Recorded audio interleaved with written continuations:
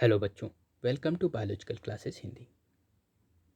बच्चों, पहले लेक्चर में हमने कोशिका परिचय, जिसमें कोशिका सिद्धांत, कोशिका इतिहास,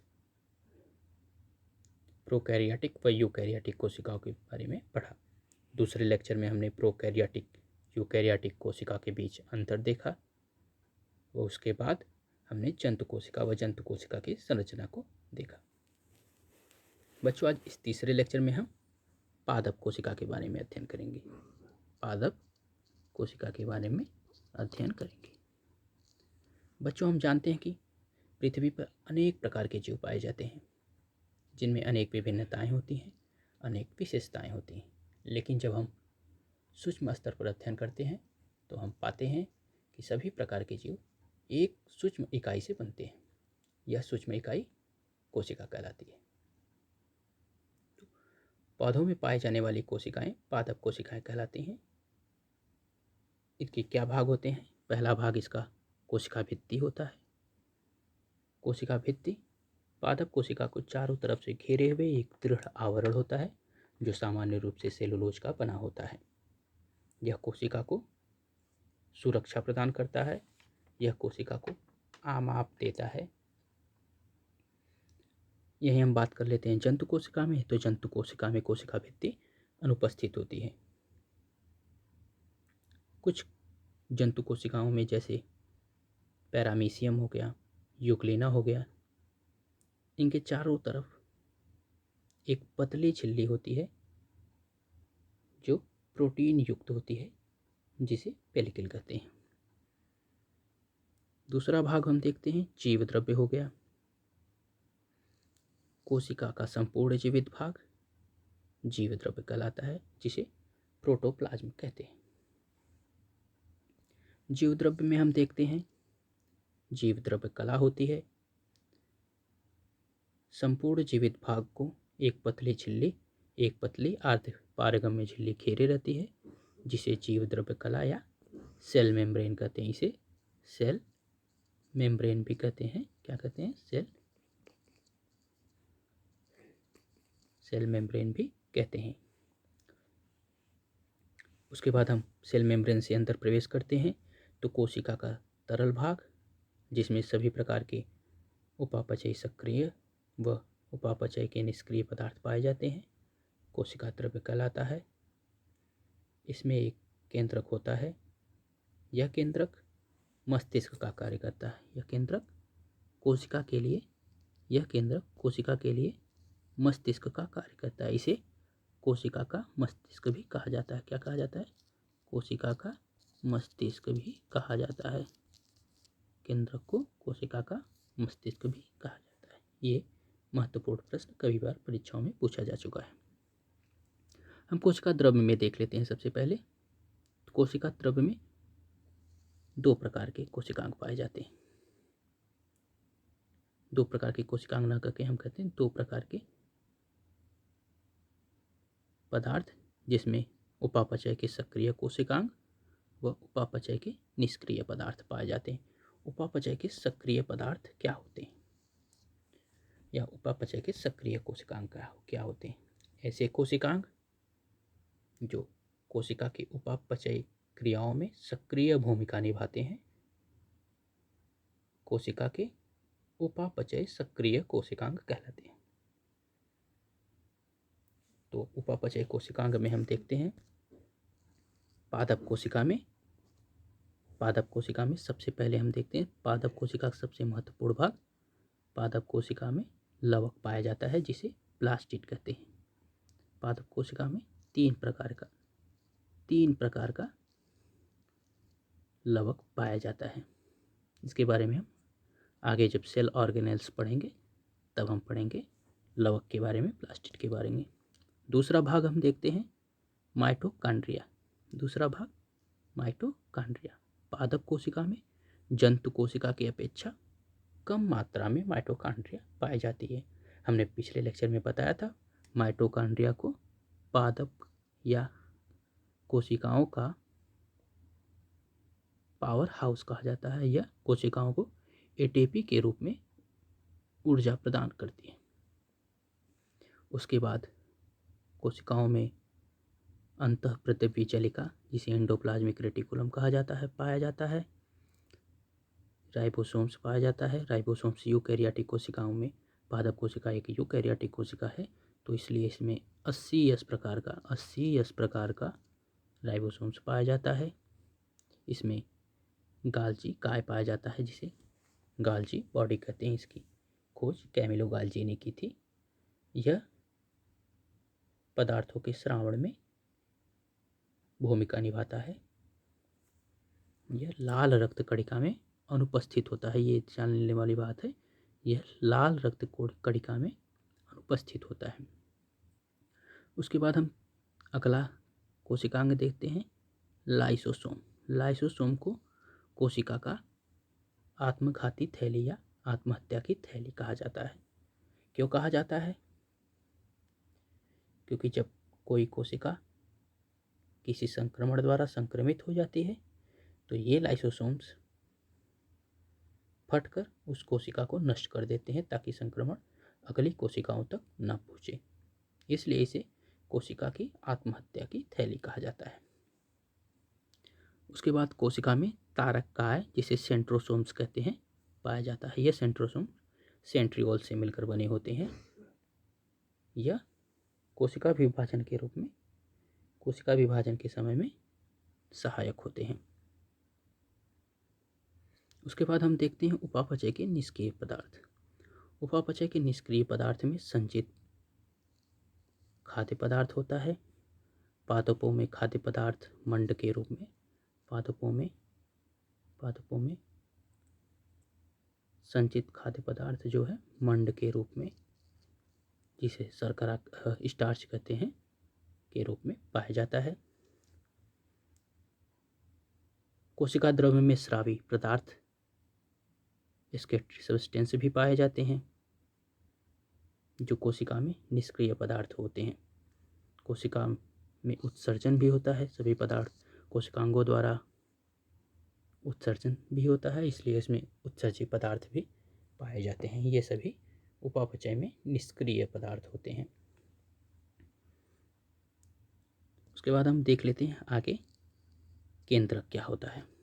अभी हमने बात किया कि केंद्रक को कोशिका का क्या मस्तिष्क कहते हैं। क्या कहते हैं? केंद्रक को मस्तिष्क कहते हैं। क्या कहते हैं? मस्तिष्क। केंद्रक को कोशिका का मस्तिष्क कहते हैं। केंद्रक चारों तरफ से एक पतली झिल्ली द्वारा घिरा रहता है, जिसे केंद्रक कला कहते हैं। केंद्रक कला के भीतर केंद्रक द्रव्य भरा रहता है। केंद्रक द्रव्य में दो भाग होते हैं। केंद्रक द्रव्य में धागे नुमा संरचना फैली रहती है, जिसे क्रोमेटिन जाल कहते हैं, जो डीएनए द्वारा बनी रहती है। डीएनए से ही गुणसूत्र का निर्माण होता है। दूसरा भाग एक गोल संरचना होती है, जिसे केंद्रिका कहते हैं। ठीक है, अब हम आगे पादप कोशिका की संरचना देख लेते हैं। पादप कोशिका की संरचना में हम देखते हैं, सबसे पहले हम देख लेते हैं क्लोरोप्लास्ट। पादप कोशिका का सबसे महत्वपूर्ण भाग क्लोरोप्लास्ट है, जिसे पादप कोशिका का रसोई घर भी कहा जाता है।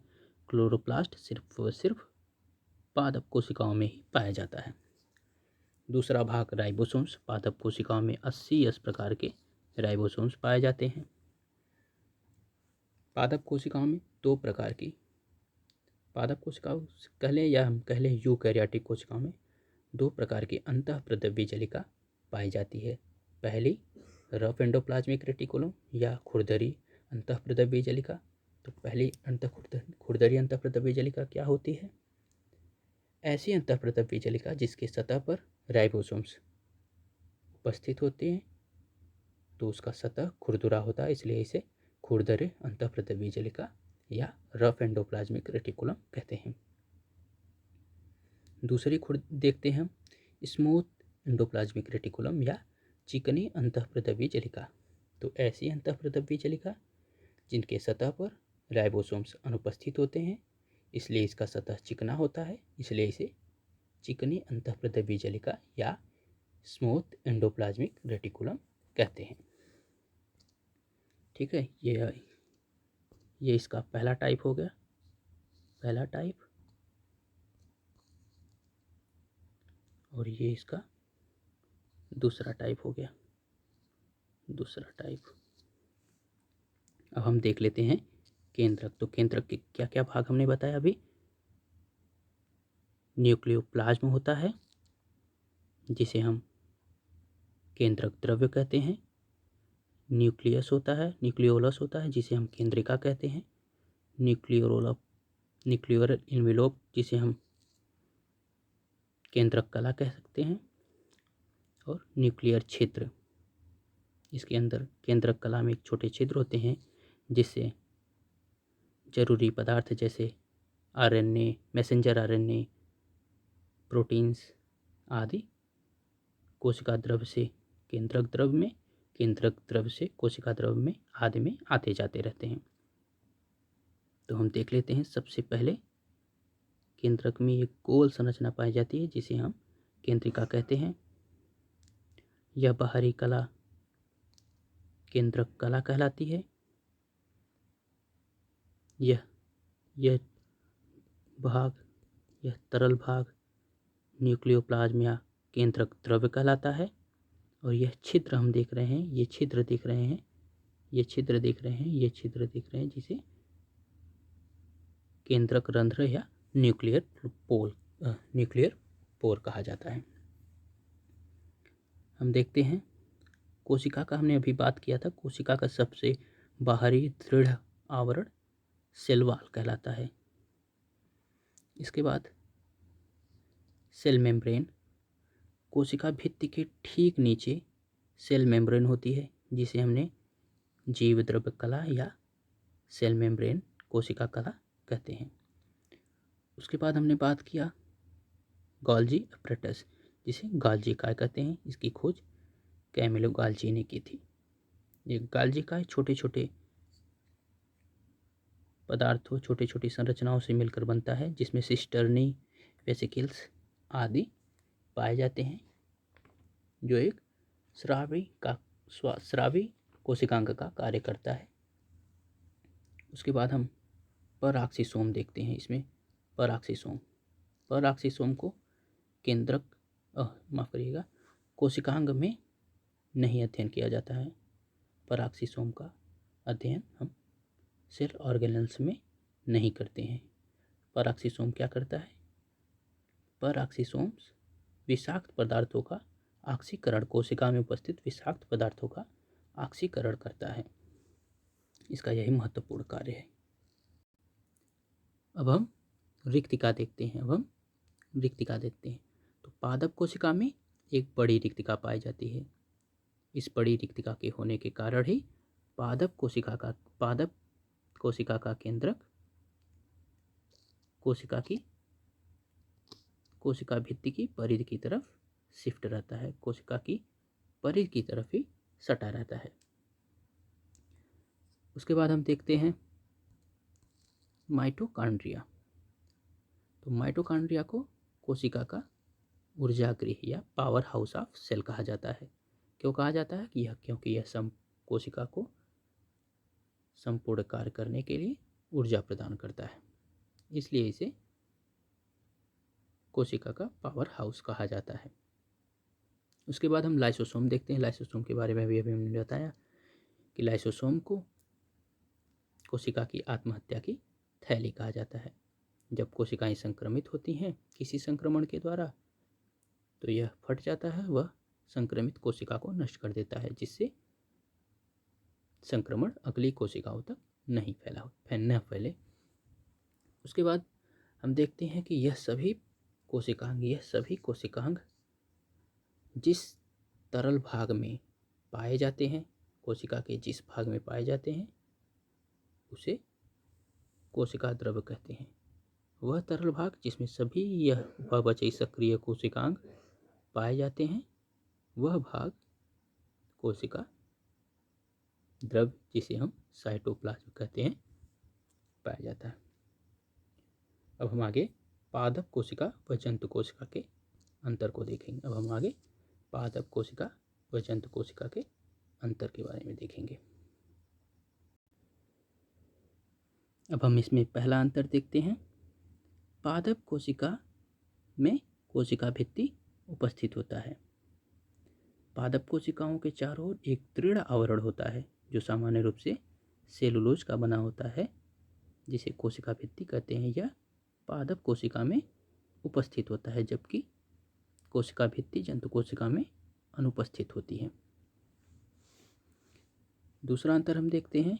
केंद्रक सामान्यतः परिधि पर स्थित होता है। पादप कोशिका में केंद्रक सामान्यतः परिधि पर स्थित होता है, जबकि जंतु कोशिकाओं में केंद्रक केंद्र में, कोशिका के केंद्र में ही स्थित होता है। ऐसा क्यों होता है कि पादप कोशिकाओं का केंद्रक परिधि पर स्थित होता है?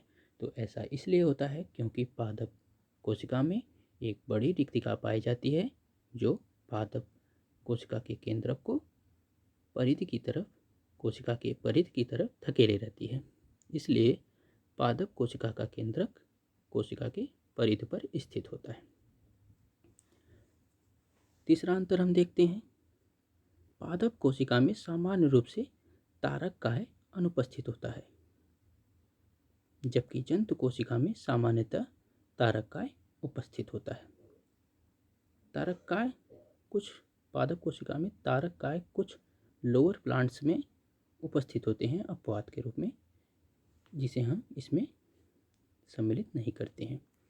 चौथा अंतर, सबसे प्रमुख अंतर है, पादप कोशिका में लवक प्लास्टिड पाया जाता है। यह 3 प्रकार का होता है: क्लोरोप्लास्ट, क्रोमोप्लास्ट, ल्यूकोप्लास्ट।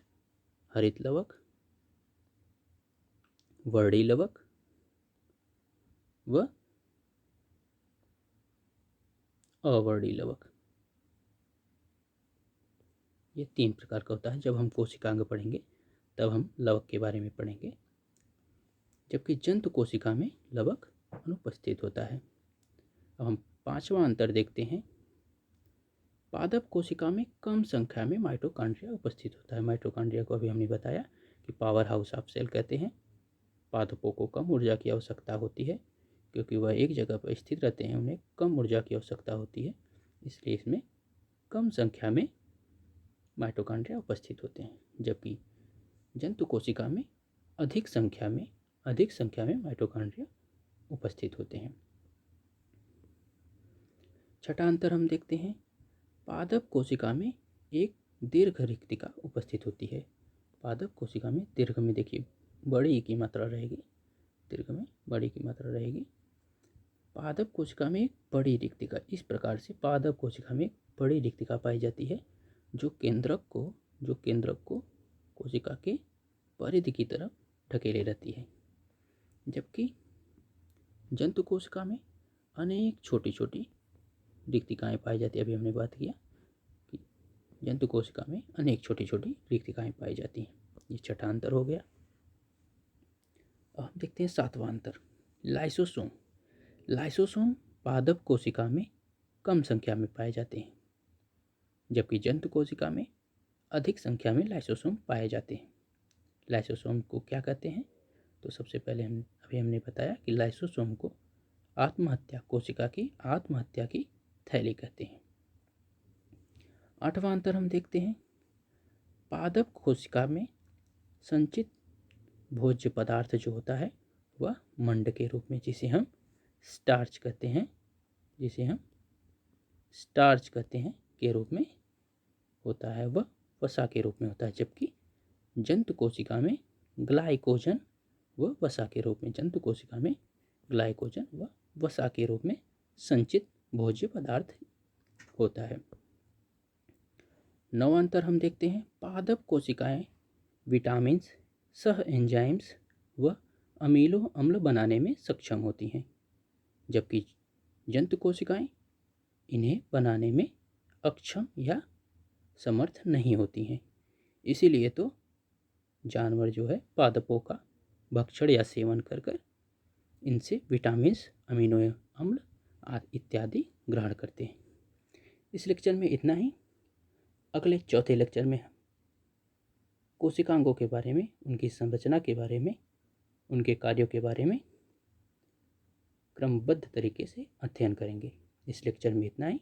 तब तक के लिए धन्यवाद।